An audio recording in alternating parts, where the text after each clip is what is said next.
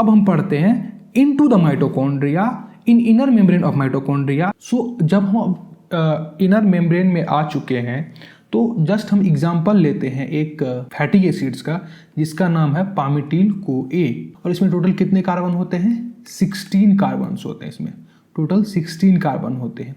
और हमें इससे क्या बनाना है? पामिटिल को ए से एसिटाइल को ए बनाना है, एसिटाइल को ए बनाना है। और एसिटाइल को ए कितने कार्बन का होता है? एज वी डिस्कस्ड अर्लियर कि 2 कार्बन का होता, 2 कार्बन का। तो यहाँ पे टोटल 16 कार्बन है और हमें 2 कार्बन का मॉलिक्यूल बनाना है। टोटल हम कितना एसिटाइल को ए बना सकते हैं? आप फिर से समझिएगा, टोटल हमारे पास 16 कार्बन है और हमें 2 कार्बन का एक मॉलिक्यूल बनाना है। तो टोटल हम कितने मॉलिक्यूल बना सकते हैं? सिंपल है, 8। तो हमारे 8 एसिटाइल को ए हम बना सकते हैं इस पामिटिल को ए के जो 16 कार्बन है इसके अंदर, ठीक है। और कितनी बार प्रोसेस करेंगे हम फैटी ऑक्सीडेशन का, जो हमारा बीटा ऑक्सीडेशन है इसका हम कितनी बार प्रोसेस करेंगे जो हमें 8 एसिटाइल को ए मिलेगा? 16 है और 8 एसिटाइल को ए बनाना है तो कितनी बार? 8 बार नहीं करना है, 8 बार नहीं करना, 7 टाइम्स ही करना है। क्यों करना है? क्योंकि देखिए, एक बार हमने किया 2 अलग हो गया, दूसरा बार हमने किया ये अलग हो गया, तीसरा किया ये अलग हो गया, चौथा किया ये अलग, 5वां, 6ठा और 7वां, ये तो ऑलरेडी अलग हो ही जाएगा। जब 7 बार करेंगे तो ये तो अलग हो ही गया।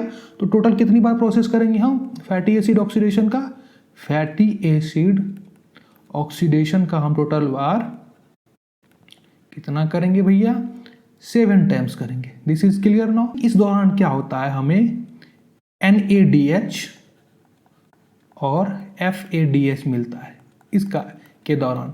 क्योंकि हम इसलिए ही कर रहे हैं ना, क्योंकि हमें एनर्जी बनाना है, एनर्जी निकालना है इससे। तो NADH और FADH एक इलेक्ट्रॉन कैरियर है, ठीक है। अब ये क्या करता है, ये NADH हमारा कहाँ चला जाता है? इलेक्ट्रॉन ट्रांसपोर्ट चैनल पे, जो कि हमारा माइटोकॉन्ड्रिया में ही होता है। और ये इस प्रकार से प्रोटीनियस चैनल होते हैं, प्रोटीन के चैनल होते हैं।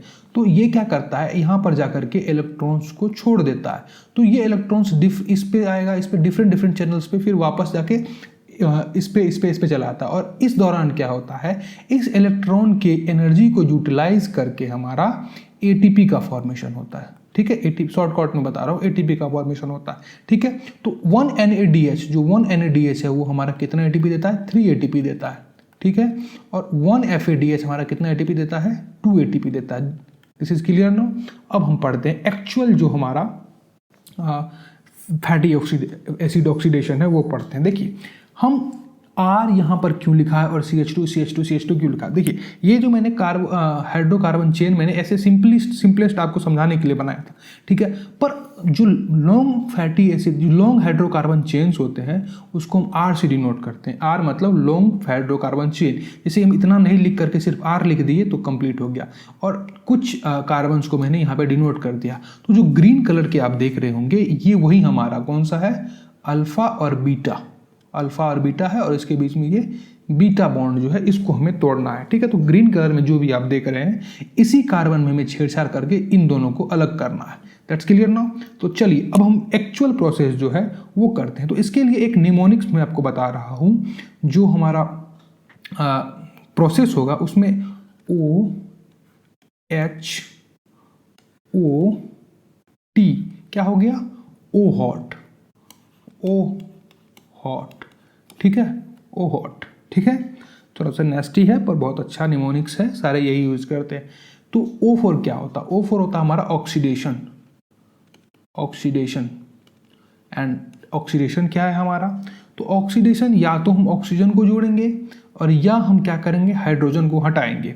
सो देखिए, हमारे पास यहाँ इसी, मैंने बोला आपको इसी दोनों कार्बन पे हमें छेड़छाड़ करना है। तो इसी दोनों कार्बन पे हमें छेड़छाड़ करना है तो हम क्या करेंगे? इन दोनों कार्बन में जो हाइड्रोजन है ऑक्सीडेशन प्रोसेस के थ्रू हम इस दोनों हाइड्रोजन को निकाल देंगे, एक हाइड्रोजन को दोनों से निकाल देंगे। तो जब इसमें हाइड्रोजन कम हो जाएगा तो क्या हो जाएगा? यहाँ पे डबल बॉन्ड का फॉर्मेशन हो जाएगा, ठीक है। तो देखिए, यहाँ ऑक्सीडेशन प्रोसेस किया हमने, दैट मीन्स कि हमने डिहाइड्रोजिनेशन किया, हाइड्रोजन को हटाया। Oxidation means either we are doing the dehydrogenation और addition of the oxygen, oxygen को ऐड करेंगे या हम हाइड्रोजन को हटाएंगे। तो in this case we are dehydrogenating, hydrogen को हटा रहे हैं। तो हमें हाइड्रोजन को जब एक एक हाइड्रोजन को हटा देंगे इससे, तो हमें CH बचेगा, CH2 है, यहाँ पे CH बचेगा। सो फॉर दिस यहाँ पे क्या हो जाएगा, दो डबल बॉन्ड का फॉर्मेशन हो जाएगा, और डबल बॉन्ड का फॉर्मेशन हो जाएगा। तो इन दोनों, ये जो दो हमें हाइड्रोजन निकला, इसको हमने क्या किया, इस दोनों हाइड्रोजन को हमने क्या किया, देखिए मैं बता रहा हूँ आपको क्या किया।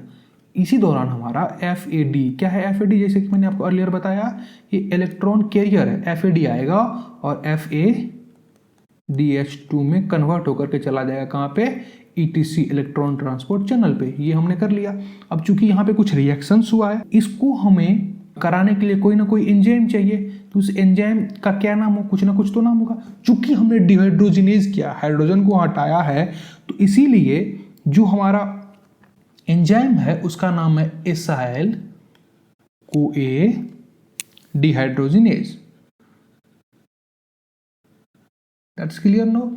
अब देखिए ये हमें क्लियर हो गया कि एसाइल CoA डिहाइड्रोजिनेज है, वो हमें क्या करेगा, FAD आएगा और इन दोनों हाइड्रोजन को लेकर के चला जाएगा, और ये एंजाइम हेल्प करता है इन दोनों हाइड्रोजन को हटाने में, और this process is known as oxidation. No it's clear no, ठीक है। और ये जो हमारा इस मॉलिक्यूल्स को हम कुछ ना कुछ तो नाम देंगे ना। इस जो मॉलिक्यूल हमने यहाँ पे लिया इसको हम बोलते हैं एसाइल CoA। एसाइल मतलब फैटी एसिड्स, और CoA ये हमारा जो CoA है, यहाँ पर आप देख पा रहे होंगे ये हमारा CoA है, और आपको हर जगह मिलेगा CoA, यहाँ भी हर जगह मिलेगा CoA, ठीक है। That's clear no. अब देखिए ये जो डबल बॉन्ड वाला स्ट्रक्चर है, इसका भी कुछ ना कुछ नाम होगा।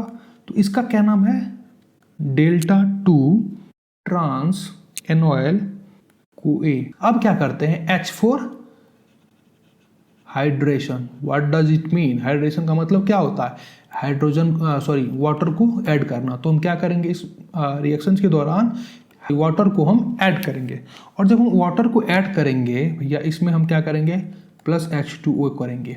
तो इसमें क्या होगा, हाइड्रोक्सिल ग्रुप, देखिए इसमें हाइड्रोक्सिल ग्रुप नहीं है, यहाँ पे हाइड्रोक्सिल ग्रुप जुड़ जाएगा, ठीक है, हाइड्रोक्सिल ग्रुप जुट जाएगा, और एक OH तो यहाँ चला गया और एक H यहाँ चला गया, H2O। देखिए यहाँ पे क्या था। तो इसके लिए भी कुछ ना कुछ एंजाइम होगा जो हेल्प किया होगा इस रिएक्शंस को करवाने के लिए। तो उस एंजाइम का नाम है enoyl CoA hydratase. That's clear no. Hydratase क्यों बोला हमने, हाइड्रेशन किया, वाटर को ऐड किया। अब देखिए ये जो नया बना है मॉलिक्यूल्स, इसका भी कुछ ना कुछ जरूर नाम होगा। तो इसका क्या नाम है, इसका नाम है बीटा हाइड्रोक्सी एसाइल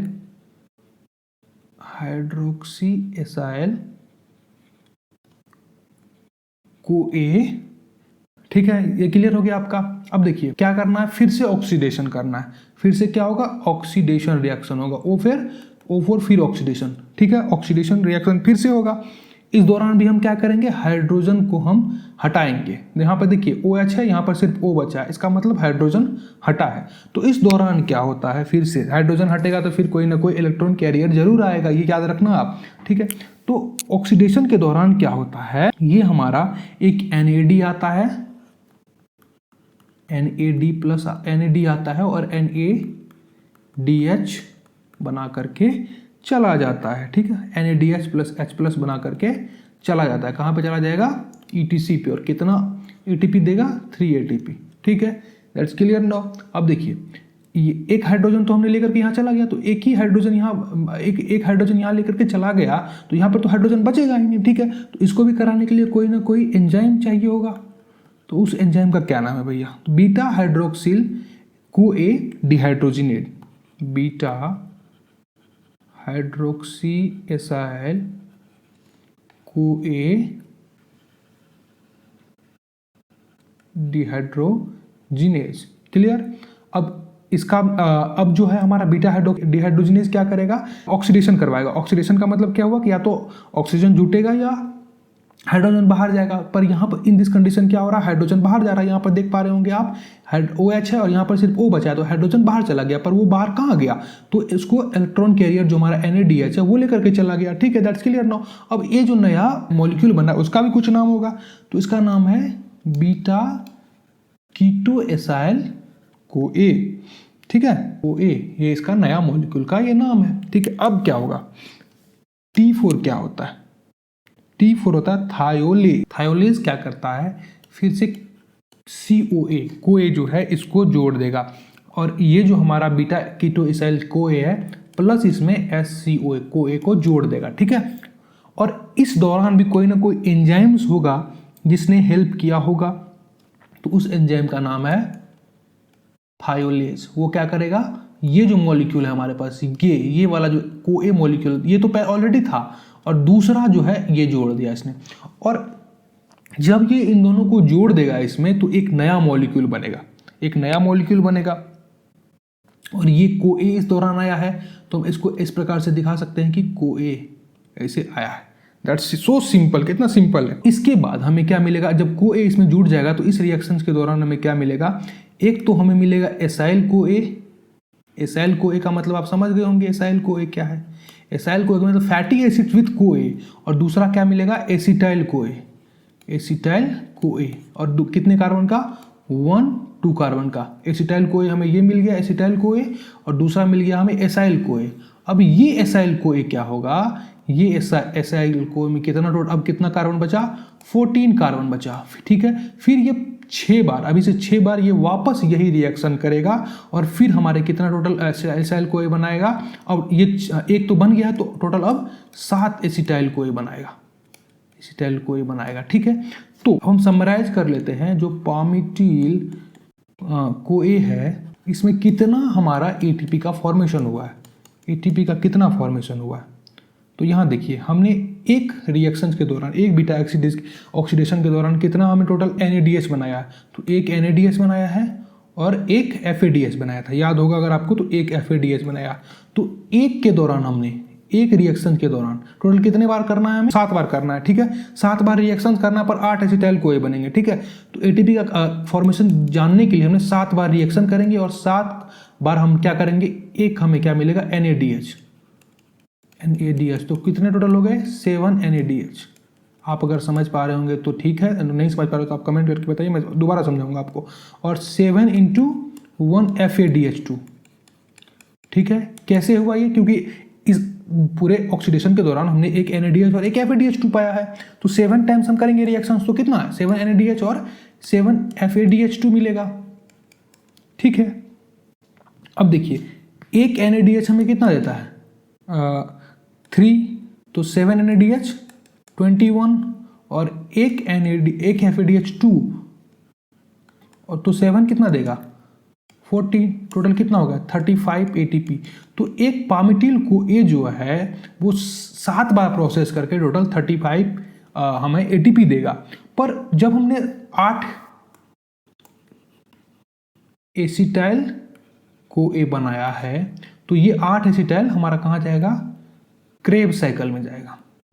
ठीक है, क्रेब्स साइकिल में जाएगा। तो एक